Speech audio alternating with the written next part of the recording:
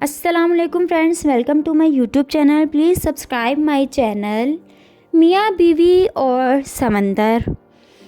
ایک مرتبہ کہیں دو میاں بیوی رہتے تھے، صدق و محبت اور دوستی کے رشتوں میں جڑے ہوئے، مگر طبیعتوں کے لحاظ سے ایک دوسرے سے قطعی مختلف.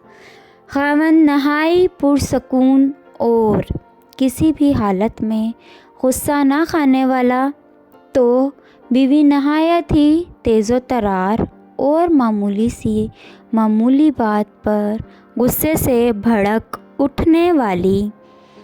ایک بار دونوں میاں بیوی ایک بحری سفر پر نکل کھڑے ہوئے.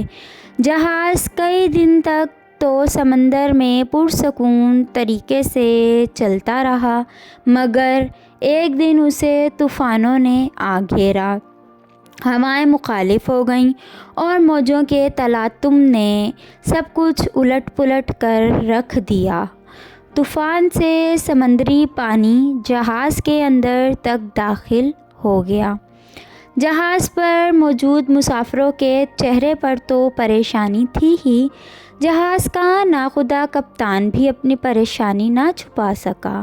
اس نے مسافروں سے صاف صاف کہہ دیا کہ موجودہ حالات میں تو اللہ کی طرف سے کوئی معجزہ ہی جہاز کو اس طوفان سے بچا سکتا ہے.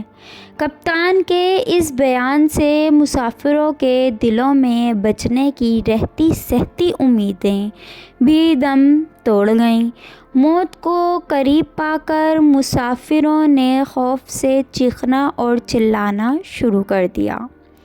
اس آدمی کی بیوی پر تو جنونی کیفیت طاری ہو گئی. اسے تو کچھ بھی نہیں سوجھ رہا تھا کہ کیا کرے. بھاگتے ہوئے اپنے خاوند کے پاس پہنچی کہ شاید مصیبت کی اس گھڑی میں فرار و نجات کے لیے وہ کوئی بہتر حل جانتا ہو.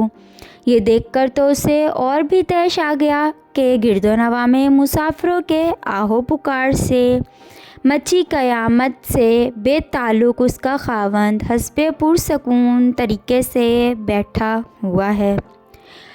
بیوی نے جھلا کر خاوند کے گریبان میں ہاتھ ڈالا اور اسے جھنجھوڑ ڈالا اور چیختے ہوئے بولی کہ تم کیسے بے حس انسان ہو.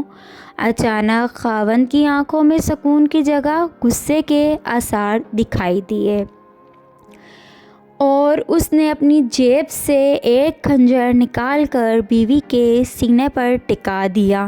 اسپاٹ چہرے اور خشک لہجے میں اس سے پوچھا، اب بتا، اس خنجر سے ڈر لگ رہا ہے کیا؟